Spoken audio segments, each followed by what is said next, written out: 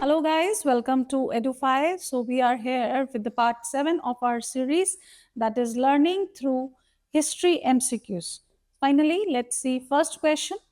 The Sanhidata in modern empire acted as treasury officer, spy master, court judge, superintendent of mines. So Sanhidata is the officer within modern administration called as treasury officer, means who take care of the revenue, and the treasury means where the funds are kept or the funds are managed. Next question. Which of the following Ashokan pillar has a four lion capital adopted as national emblem of India? So it is Sarnath. Option B, Sarnath capital.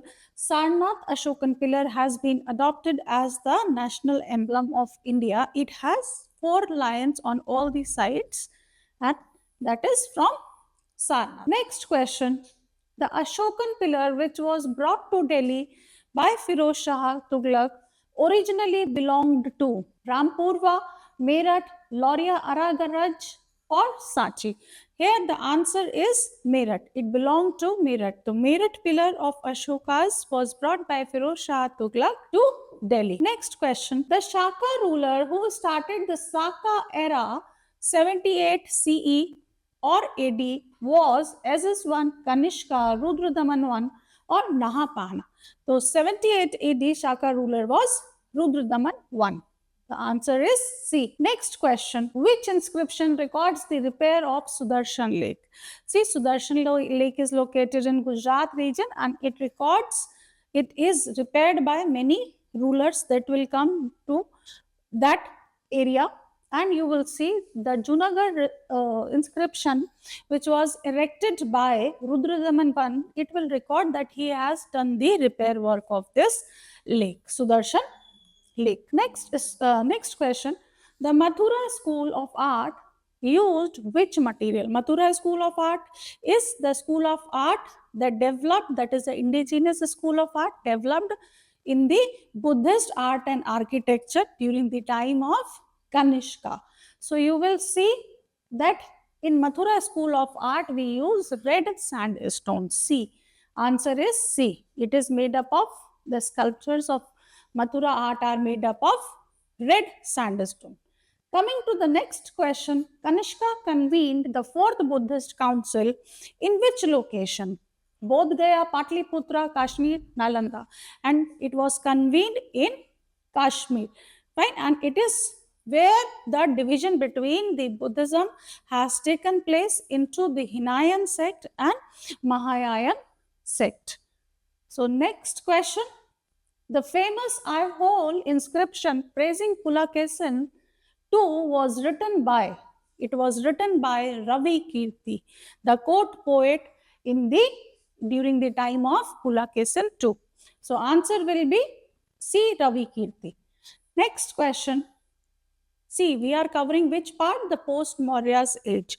So post-Maurya age not just include the people from the South India's Rashtrakuta dynasty and Pallava dynasty, it also includes the lower South India, the extreme peninsular India's region where Sangam age was prominent.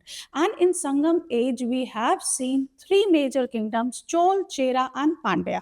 Within that, you will see the Sangam work, Silabatigaran, deals with, there are three Sangams basically held, the three assembly of poets held, and this work is special literature, the two epics during the Sangam age. One is Silapatigaran, you will see it deals with the story of justice and chastity. Next question. The term Sangam age or Sangam refers to, it is the assembly of Tamil poets, assembly of Tamil poets. That is, there were three Sangams held in the Sangam age from 300 BC to 300 AD.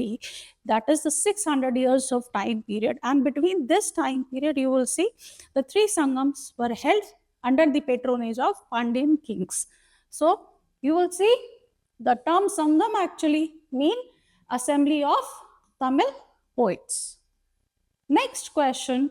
The author of Silapadikaran, one of the epic written during Sangam age, that is, we have also dealt previously about this question? The author is Ilango Adigal. The author of this epic is Ilango Adigal. Next question, Virakal.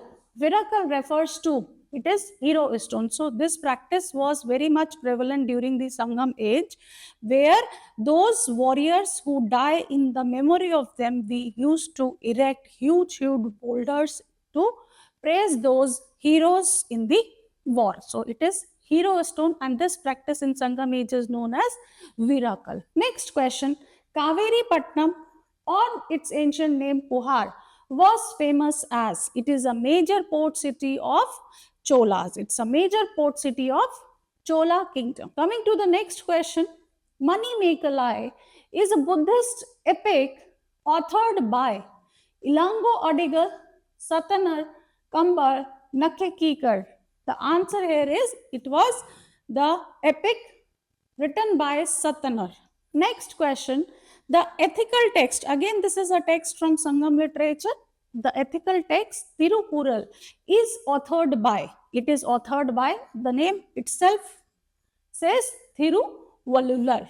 Okay, so name you can always correlate and remember by correlating the names. The next question, Chera port that became a major center for Roman trade. See, the Sangam age kingdoms used to trade with Romans, and there are three kingdoms, Chol, Cher, and Pandya, and Cher are residing in the part of Kerala. Their major port was Muziri, or you call it Muchiri. Okay. Coming to the next question, Harsha belonged to which dynasty? So Harsha belonged to Pushyabhuti dynasty. After Guptas, we will see in North India coming of Harshvardhan. So this Harsha belongs to Pushyabhuti dynasty. Next, Harsha was defeated by which kingdom? During his southward journey to annex the southern kingdoms, Harsha was defeated by Pulakesin II. And this was written in the Aihole inscription, and that inscription, as we have dealt earlier, it was written by court poet of Pulakesin, that is Ravi Kirti. So here Harsha was defeated by Pulakesin II. And the next, on the same topic, the next question, the defeat of Harsha by Pulakesin II is recorded in which inscription? Aihole inscription. Previously, we have seen that it was written by Ravi Kirti. Very important inscription. The last question, Chinese traveler who visited Harsha's court was Zhuangzhang or Hunsang. Anything can be written there. So it is, answer is, the person who visited during the time period of Harsha, he is a Chinese traveler, that is Hunsang or Zhuangzhang. In fact, you will see pilgrims of travelers. That is the term we use for Hunsang. He is the travelers of travelers, one of the major traveler that has come to India. So that was, you can also see the answer. That was all in this part. Thank you very much.